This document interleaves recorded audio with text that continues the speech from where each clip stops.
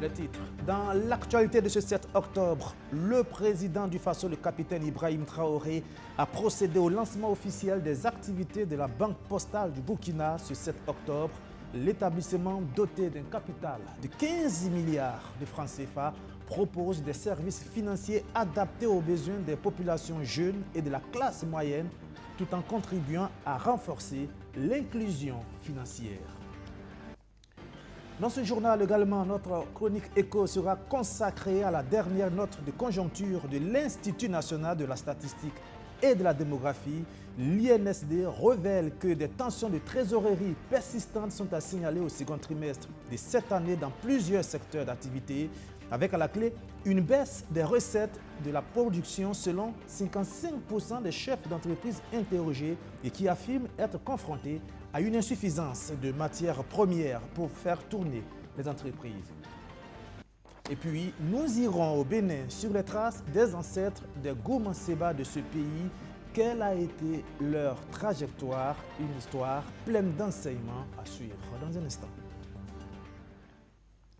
Voilà pour le sommaire. Bonsoir et bienvenue. C'est un établissement bancaire assez proche des populations et surtout tourné vers l'inclusion financière. Cette vision de la Banque postale du Burkina coïncide avec celle de la politique économique imprimée par le gouvernement.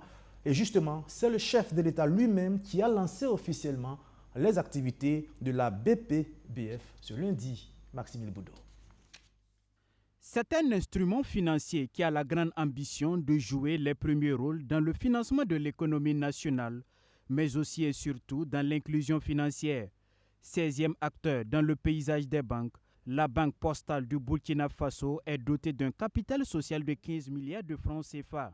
Banque commerciale, elle est une filiale de la Poste du Burkina Faso qui est l'actionnaire majoritaire. La Banque postale se veut être un vecteur de changement, un outil d'inclusion financière pour chaque citoyen de ce pays, qu'il soit en milieu urbain ou rural. En proposant des services bancaires accessibles, modernes et adaptés aux réalités économiques de nos concitoyens, nous ouvrons la voie à une bancarisation de masse et contribuons à l'automatisation économique des Burkinabés. Notre ambition est claire: faciliter l'accès aux services bancaires pour les plus vulnérables, appuyer les PME et jouer un rôle moteur dans le développement de notre économie nationale. Avec la numérisation de nos services et la modernisation de nos infrastructures, nous visons à rendre les transactions plus simples, plus rapides et plus sécurisées pour tous. La création de cette banque est une volonté du gouvernement de rendre les services bancaires plus proches des citoyens. Cette vision des autorités se concrétise ce 7 octobre avec le président du Faso qui procède lui-même à l'ouverture officielle des portes de la banque à la clientèle. Que cette institution soit une banque pour tous, des ménages, des très petites, des moyennes et des grandes entreprises, des grands groupes, mais aussi des éleveurs, des agriculteurs, des jeunes entrepreneurs et des commerçants. Je vous invite à diversifier vos services, notamment à l'égard de la diaspora, à poursuivre la digitalisation pour répondre aux besoins de mobilité de vos clients et à rendre les services bancaires plus accessibles, tant physiquement que financièrement. Elle se définit comme une banque de proximité accessible à tous. À ce jour, la banque compte 2 agences à Ouagadougou, mais ses premiers responsables travaillent à son expansion en s'appuyant sur le réseau existant de la Poste du Burkina Faso. Tous ceux qui ont des projets doivent pouvoir approcher la banque et bien sûr la banque va analyser les dossiers pour voir tous les dossiers qui sont bancables pour apporter donc le financement. Mais pour que la banque puisse financer, il faut aussi qu'il y ait des dépôts. Donc c'est important que tous les acteurs puissent ouvrir des comptes pour que la banque puisse mobiliser donc la trésorerie afin de pouvoir financer les projets. La banque a la volonté de financer tous les projets, mais elle ne pourra aboutir à cela que si il y a suffisamment de dépôts. Les principaux actionnaires de la banque sont entre autres la Poste Burkina Faso, la Chambre de commerce et d'industrie du Burkina Faso, la Loterie nationale du Burkina, le Fonds de développement économique et social, la Caisse nationale de sécurité sociale, la Caisse autonome de retraite des fonctionnaires et la Sonar Vie. La BPBF qui semble visiblement avoir le vent en poupe. Est-ce le même optimisme pour les entreprises d'autres secteurs d'activité économique? Eh bien, Les indices de la dernière note de conjoncture de l'INSD ne sont pas rassurants et c'est la chronique éco de ce journal.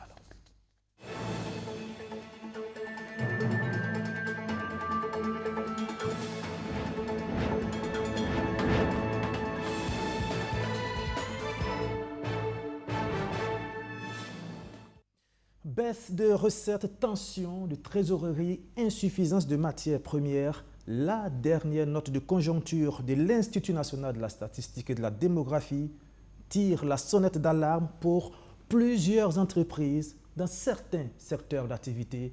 Plus de précisions à Chimed Boy.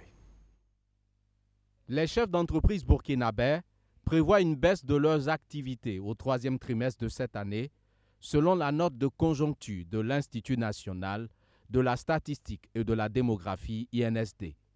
Une note qui est le résultat de l'enquête de conjoncture réalisée au second trimestre de 2024 et qui consiste à interroger les responsables d'entreprises sur le passé récent, l'état actuel et les prévisions à court terme de leurs activités. Des chefs d'entreprise qui disent enregistrer une baisse de recettes ce second trimestre. Ils sont 55,2% pour ce second trimestre-là affirmé avoir connu des baisses de recettes. Donc ces baisses de recettes qui étaient déjà prononcées pendant le premier trimestre de l'année 2024 sont en train de continuer à décroître. Et malheureusement, les perspectives, selon ces opérateurs économiques-là, dont l'opinion a été prise par l'INSD, cette baisse de recettes va continuer à s'accroître pour le troisième trimestre. Environ 38% de ces opérateurs économiques interrogés par l'INSD notent des tensions de trésorerie persistantes avec une production en berne. Tout comme les recettes, la production a elle aussi enregistré une baisse assez significative quand même au niveau du second trimestre de 2024, avec un solde négatif de moins 59,1%. Ce signifie que 59,1% des opérateurs économiques ont affirmé avoir connu une production qui n'a pas évolué du premier trimestre au second trimestre de l'année. Pour ceux qui œuvrent dans le secteur de l'industrie, plus de la moitié signalent, selon cette étude, des difficultés d'approvisionnement en matières premières. Ils sont plus de 65% des chefs d'entreprise à déclarer avoir des insuffisances de matières premières et plus de 47% des entreprises déclarent faire face à des contraintes financières. Et à ces difficultés-là, il faut aussi ajouter le climat défavorable selon les chefs d'entreprise. 36% annoncent avoir un climat défavorable dans le secteur de l'industrie. Et c'est suivi aussi d'une insuffisance de demande, c'est-à-dire que la demande des clients a baissé elle aussi. Donc toutes ces difficultés cumulées à celles de l'insuffisance de personnel, insuffisance des équipements, a entraîné aussi une baisse des recettes au niveau du secteur de l'industrie. Malgré ces difficultés évoquées, cette étude de l'INSD mentionne tout de même que certains secteurs de l'économie s'en sortent bien. Il s'agit notamment des secteurs de l'eau, de l'électricité et du commerce. En raison de la forte demande qui a permis à ce secteur-là d'avoir beaucoup de commandes, donc qui a vu les recettes de ces deux secteurs-là rebondir de plus de 98% et la production de plus de 67%. Et ces deux facteurs, que ce soit la production et les recettes, ont amélioré la trésorerie de ces secteurs-là tout en stabilisant les emplois. Et depuis les 3 derniers trimestres, disons le dernier trimestre de 2023, le premier trimestre de 2024 et le second trimestre de 2024, le secteur du commerce, que ce soit le gros ou le détail, se porte toujours bien. Donc les chefs d'entreprise au niveau de ce secteur-là annoncent avoir des hausses de vente, donc annoncent avoir de l'argent plus frais et une augmentation aussi du prix de vente. Quant au secteur des services, indique l'INSD, les chefs d'entreprise espèrent une légère reprise des recettes au 3e trimestre de cette année, bien que la situation de la trésorerie reste fragile.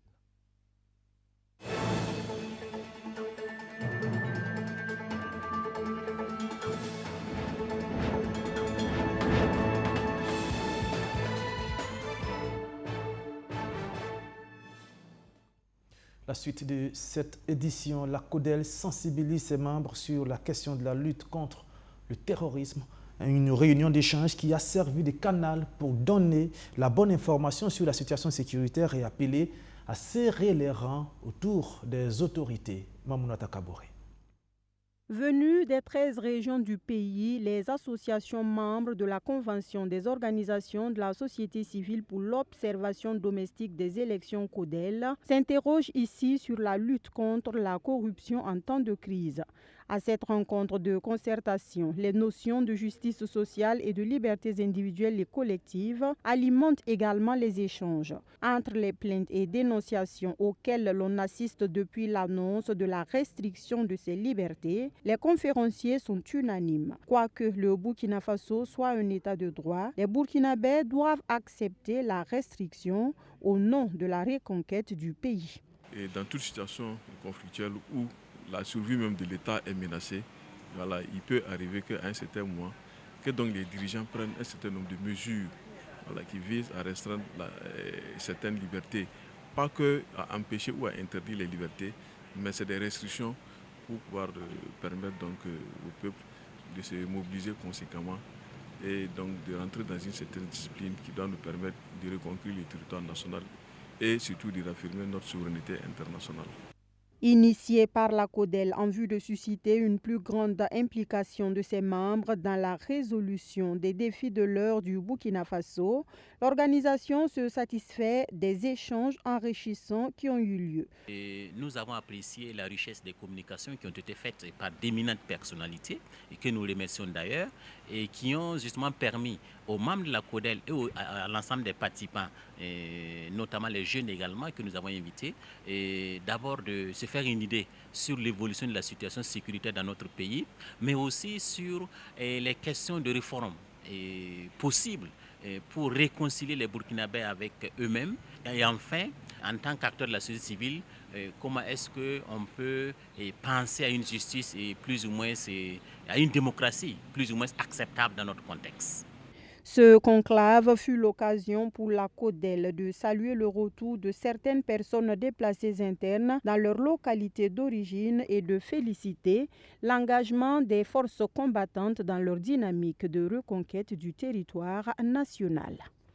Et on change complètement de registre, direction tout de suite le Bénin pour un retour sur les traces des ancêtres des Gourmands Seba. Comment sont-ils arrivés en terre béninoise? Quelle a été leur trajectoire? Une histoire pleine de rebondissements que nous relate Moussa Nyoli. Boloum, village situé à 6 km de Djougou à l'est. Autrefois une forêt, c'est ici que l'ancêtre des Gourmands Seba du Bénin s'est installé. Cela, il était et il faisait son tissage. Et c'est là qu'on l'a opéré. Sinon, la ville même était en haut et lui il est resté ici. Les gens l'ont rejoint aujourd'hui, c'est devenu une grande cathédrale. Sinon, l'ancienne partie est en haut. Selon les récits historiques, c'est de Boloum qu'il va se rendre à Djougou pour saluer le roi. Une visite qui va lui porter bonheur. Après un grand service rendu au roi, le mariage avec la fille de celui-ci est sa récompense. Il y avait des Yara qui étaient rois ici. Donc lui, il est descendu à Boloum et le roi de Boloum l'a amené pour saluer le roi de Djougou. L'homme de Djougou a dit, on lui a informé que le gourmandier c'est un tisserand, c'est un guérisseur. Il dit, j'ai ma fille qui est atteinte d'une plaie incurable. Le gourmandier a dit qu'il peut guérir la femme. C'est comme ça qu'on lui a présenté la plaie, il a guéri la femme. La fille est devenue sa femme. Leur union va donner 3 lignées. Et ils ont donné naissance à ces 3 lignées-là, à Pétoni, Atakora, Nyora. Quelques années plus tard, les Diarra qui étaient au trône vont perdre le pouvoir au profit d'un des fils du gourmandier. Et le premier gourmandier, il a eu un fils qui s'appelle Korongo. Depuis 1495, le premier roi de la cour royale de Djougou, un gourmandier depuis 1495. Le papa même s'appelait Dakou. Donc aujourd'hui, repose ici le premier roi gourmandier, Dakou Achokuma. L'actuel roi, Kwetoni Koda VI, c'est son père qui se repose ici. Il est décédé en 1966. Après lui, c'est Atakora qui est venu et c'est lui qui est couché là-bas. Sa Majesté Kwetoni Koda VI est le 19e roi de Djougou depuis la prise du trône par les Goulmantcheba. Malgré des siècles passés, les Goulmantcheba du Bénin sont facilement identifiables. Parce que chaque fois que quelqu'un voit quelqu'un avec des balafres, il dit « Ah, ça c'est un gourmandier ». Dans la localité, quand on te voit avec les balafres, c'est un gourmandier. Donc ça fait que vraiment nous les gourmandiers jusqu'à présent, on n'est pas perdus. Les gens ont changé d'ethnie, mais nous on demeure toujours gourmandiers. Lorsqu'on leur pose la question de savoir à quand une visite sur la terre des ancêtres, la réponse est simple, elle ne sera tardée. Les autres rois envoyaient des frères, ils venaient pour nous dire « Venez voir le village, venez à Fada ». Cette fois-ci, vraiment, ça nous a plus impressionnés. Je pense que, Inch'Allah, avec la bénédiction de Dieu et de nos ancêtres, cette année, ce qui est sûr, on sera au Burkina. En rappel, cela fait plus de 400 ans qu'un Goulmantché s'est rendu au Bénin. Aujourd'hui, ils sont des milliers de Goulmantcheba à Djougou. Mieux, ils sont détenteurs du trône.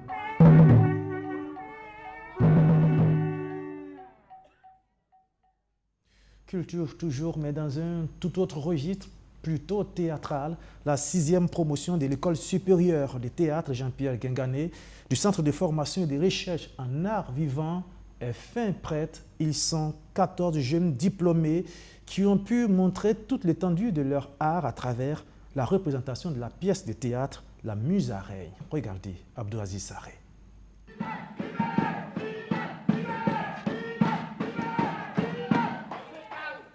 C'est un spectacle qui reflète la réalité de bon nombre d'États dans le monde.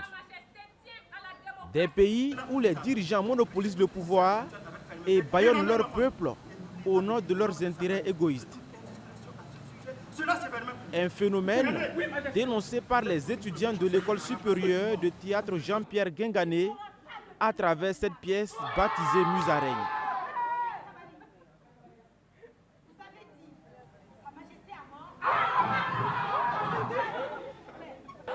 Le message qu'on a voulu faire passer, c'est que les gens au devant du pouvoir doivent faire la part des choses. Parce que souvent, lorsqu'on est hors du pouvoir, on pense que non, si on monte, on pourra tout régler. Mais une fois sur le trône, on réalise que les choses ne sont pas forcément comme on pensait. Et on commence à avoir un goût bizarre du pouvoir et on fout le bordel, quoi. Donc les gens devaient faire plus attention. Et faire attention aussi surtout à ceux qu'ils mettent au devant de leur pouvoir.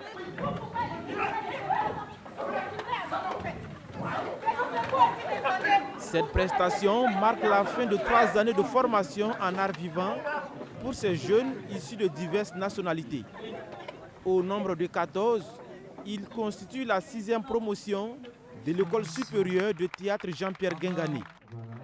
De nouvelles compétences sur qui l'exécutif compte pour assurer la relève dans le domaine théâtral. Le théâtre est l'un vraiment des arts qui nous vaut beaucoup de lauriers à l'international. Et c'est aussi un art qui est très exigeant, voilà, sur le plan de la maîtrise des principes de base. Et vraiment tout ce que fait cette école-là, je voulais par cette occasion féliciter vraiment les initiateurs et ceux qui sont en train de perpétuer cette œuvre de M. Jean-Pierre Guingané, pour le travail, la qualité du travail qu'il continue d'abattre d'année après année et les rassurer que le ministère a un œil vraiment très appréciateur sur ce qu'ils font tous les jours. À l'École supérieure de théâtre Jean-Pierre Guingané, la formation est basée sur le principe du comédien réflexif, selon les premiers responsables de l'établissement. Donc il est à la fois, c'est un comédien que nous voulons, un comédien africain, burkinabé et africain, mais aussi tourné et ouvert vers le reste du monde. Ça, c'est très important. Créée en 2008, l'École supérieure de théâtre Jean-Pierre Guingané a contribué à la formation de plus de 70% des artistes en activité au Burkina Faso et un certain nombre de professionnels africains des arts du spectacle. L'établissement est en partenariat avec l'Université Joseph Kizerbo le Conservatoire royal du monde en Belgique, l'École internationale de théâtre du Bénin, l'École de théâtre de l'INSAC en Côte d'Ivoire et l'École supérieure Scuola Dimitri de la Suisse.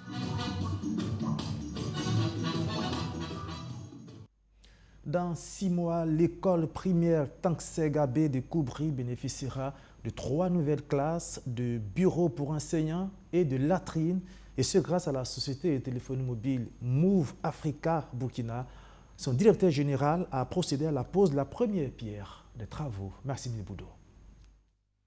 Ce geste marque le début d'un projet de construction de 3 salles de classe toutes équipées au profit de l'école Tanksega B de Koubri à la sortie de Ouagadougou. L'extension de l'école primaire s'inscrit dans le cadre de la normalisation des écoles.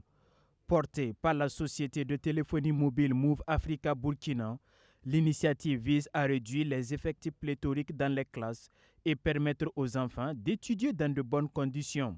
Move Africa est convaincu que l'éducation reste le pilier pour le développement de la population. Et comme nous, on est engagé dans l'accompagnement pour le développement socio-économique de la population, donc on a estimé que ce projet va avoir de la valeur ajoutée et donc on est investi pour réaliser ce projet. La durée des travaux est de 6 mois. En plus des salles de cours, une cantine scolaire, des bureaux pour enseignants seront réalisés. Depuis 2018, Move Africa Burkina s'est engagé à améliorer les conditions d'études des enfants pour de meilleurs rendements scolaires. Nous allons également construire de latrines pour les élèves et les enseignants. Et on va construire un magasin et une cantine. Également, on va réaliser un forage et on va installer du solaire pour équiper les salles de classe en électricité. La réalisation des classes va accroître également la capacité d'accueil de l'école et donner la chance aux enfants qui étaient en attente faute de classe de pouvoir s'inscrire et de ne pas perdre l'année.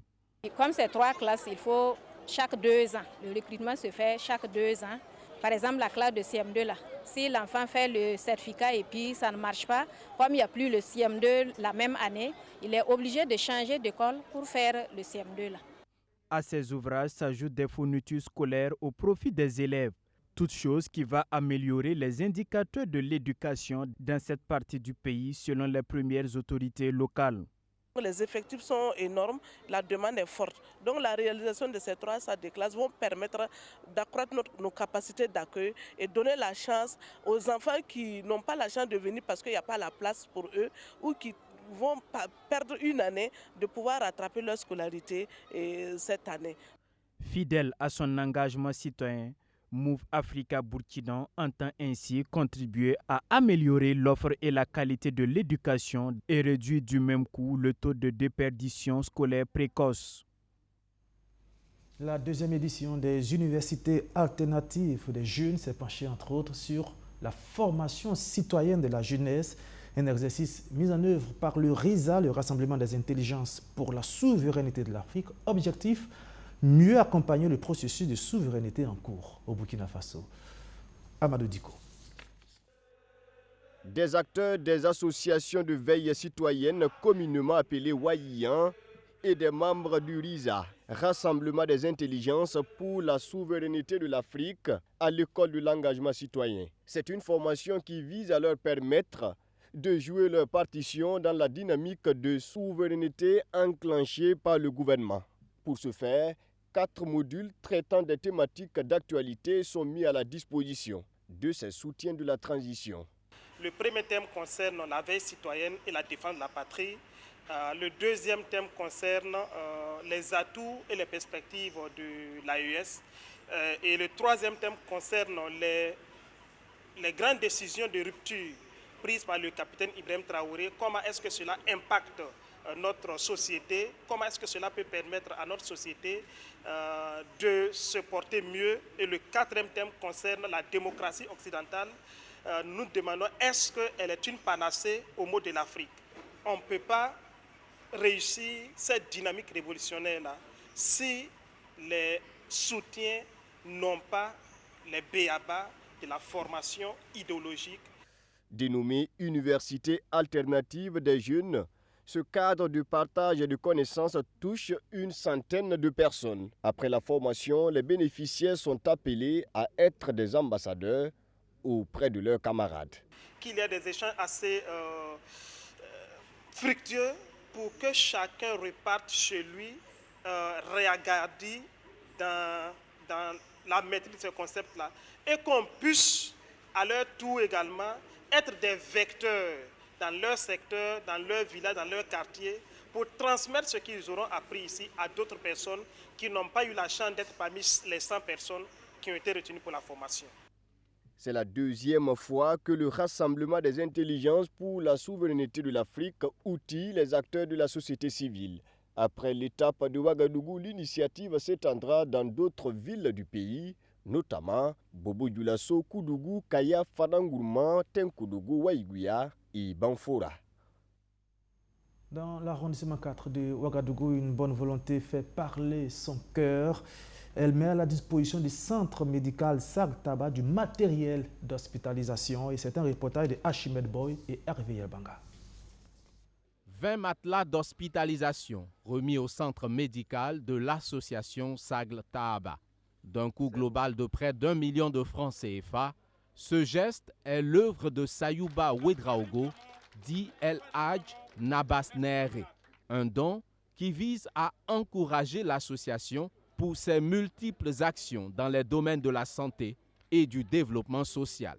Il vient renforcer les capacités du centre, selon la responsable de cette organisation, située dans l'arrondissement 4 de Ouagadougou. Ce geste est vraiment très important à partir du moment où, surtout à cette période, c'est une période vraiment cruciale de palu où nos centres sont bondés de malades. Et avec ces matelas, ça va nous soulager beaucoup et nos patients auront au moins des places pour se coucher, pour retrouver la santé. Donc c'est vraiment un sentiment de joie, de satisfaction. Pour le conseiller technique de l'association, ce don contribuera à l'amélioration de la qualité des soins, une dynamique prônée selon lui par les autorités sanitaires du pays.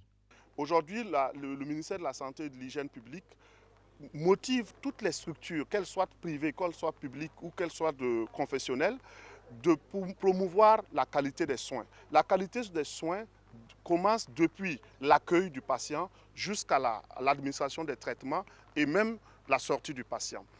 Et ce don va nous permettre d'accueillir en termes de conditions d'hospitalisation les patients. Parce qu'il faut dire que lorsque le patient est couché par terre sur un pagne, la qualité des soins n'est pas la même chose que quand le patient est couché sur un matelas. Alors c'est pour vous dire simplement que les matelas que nous avons reçus, réellement, ça va nous servir d'offrir des soins de qualité et de sécurité aussi.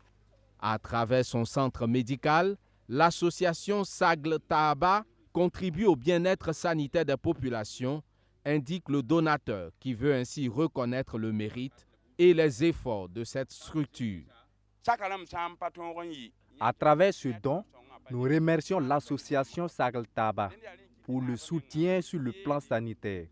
L'association, dans ses activités, a également œuvré pour l'épanouissement de la population avec, entre autres, la construction d'un pont et des caniveaux dans l'arrondissement 4 de Ouagadougou.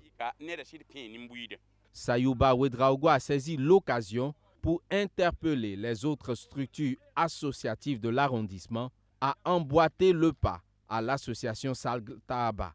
Les résidents de l'arrondissement 4 de Ouagadougou, eux, ont remis à cette dernière une attestation de reconnaissance. Cette fois-ci, c'est le Rotary Club Ouagadougou Savane et Yenenga qui exprime son élan de solidarité envers les élèves démunis de l'école primaire publique Nabitenga 1, un élan manifesté par un don de kits scolaires et de vivres pour alimenter la cantine de l'établissement Archimède Boy. Pour cette rentrée des classes, les élèves les plus démunis de l'école primaire publique Nabitenga 1 dans la commune de Tanguenda-Souri ont le sourire. Ils reçoivent des kits scolaires et des vivres pour leur cantine. Un geste du Rotary Club Ouagadougou Savane et du Rotary Club Yenega. En fait, depuis 19 ans, nous sommes le Rotary Club Ouaga Savane Yenega. Nous sommes en collaboration avec l'unité de développement de Ndoulouma UDC, qui est une association en partenariat avec le Rotary. Et chaque année, nous avons commencé par la plantation des arbres, l'environnement qui est le septième axe du Rotary. Et ensuite, maintenant, nous sommes au niveau de l'éducation. Nous avons apporté des fournitures scolaires et aussi des vivres pour la cantine. Parce que l'année passée, nous avons fait les mêmes gestes qui a vu l'augmentation du taux de réussite des élèves. Et nous sommes convaincus que cette année, nous allons atteindre les 100% de réussite au niveau des élèves. Cette action qui dure près de 2 décennies est saluée et appréciée des acteurs en charge de l'éducation, dont relève le village de Dondolma. Selon eux, les vivres ont contribué à maintenir plusieurs enfants dans le cursus scolaire. Vous avez dû voir les différents résultats. Voilà, on a juste donné les 2 dernières années. Voilà, les années auparavant, c'était pareil. Donc c'est pour vous dire que ces vivres ici et ces cahiers ici apportent beaucoup dans, comment on appelle ça encore, dans l'éducation de ces enfants-là. Et vu les résultats engagés, c'est voilà, ces 2 dernières années. Parce que voilà, nos enfants étaient amenés à midi à rentrer. Quand on prend les vivres, ils étaient amenés à rentrer à midi à la maison. Alors qu'avec les vivres, ils sont obligés de rester sur place. Voilà, parce qu'il y a la nourriture. Quand ils finissent de manger, ils vont juste se reposer, voilà, apprendre les leçons, voilà, pour la soirée. Donc c'est ce qui fait que voilà, vous avez ces résultats-là. Le don de ce jour est estimé à 1 200 000 francs CFA selon le Rotary Club Ouagadougou Savane, qui ne compte pas s'arrêter en si bon chemin. Il ambitionne multiplier d'autres actions de solidarité en faveur des plus démunis. Et pour terminer, le Lions Club Ouagadougou Lumière, lui, a décidé d'apporter sa contribution au processus de reboisement du pays. 300 plants des arbres fruitiers et non fruitiers ont été mis en terre à Gouaguin. Nous sommes dans la commune de Kombisiri. Après le respect des consignes d'usage, le président du Lions Club Ouagadougou Lumière peut commencer la mise en terre de son plan. C'est parti ainsi pour l'opération de reboisement sur ce site de 5 hectares, situé dans le village de Gouaguin, dans la commune de Kombisiri. Une activité qui porte à 5 le nombre de reboisements effectués cette année par le Lions Club Ouagadougou Lumière. Nous les Lions, quand on plante un arbre, c'est ajouter quelque chose à l'humanité. Un arbre impacte 150 personnes. Donc c'est pour dire que on a planté aujourd'hui puisqu'on avait déjà fait planter plus de 700 à 800, ça va impacter plusieurs personnes. Et aussi, il y a l'écosystème. Vous savez, on a dit de planter des arbres, nous on le fait, mais chez nous on plante aussi des arbres fruitiers pour qu'à la fin, tout le monde va gagner, que ce soit les villageois, que ce soit tout le monde. On peut enlever aussi pour vendre, on peut donner aux villageois, ils peuvent cueillir, ils peuvent tout faire. Donc je crois que c'est quelque chose de bien. Planter des arbres. Entre le trouage et la plantation, en quelques heures, Ouagadougou Lumière a pu planter 300 arbres fruitiers et non fruitiers d'espèces diverses. J'ai la chance d'être accueilli dans ce village.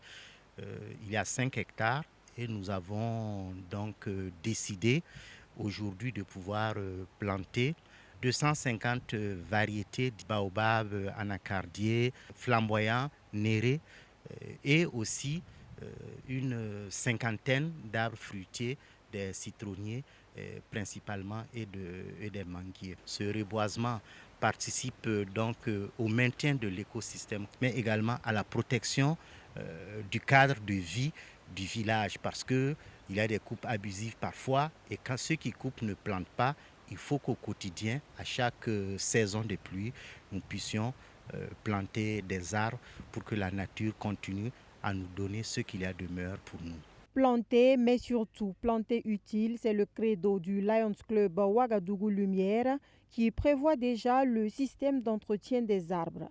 En marge de cette activité environnementale, ces lions ont sacrifié à leur repas statutaire du mois. Et c'est la fin de ce journal. Merci de l'avoir suivi. Merci encore une fois de votre fidélité renouvelée. Bon début de semaine à toutes et à tous. Bonsoir, à demain.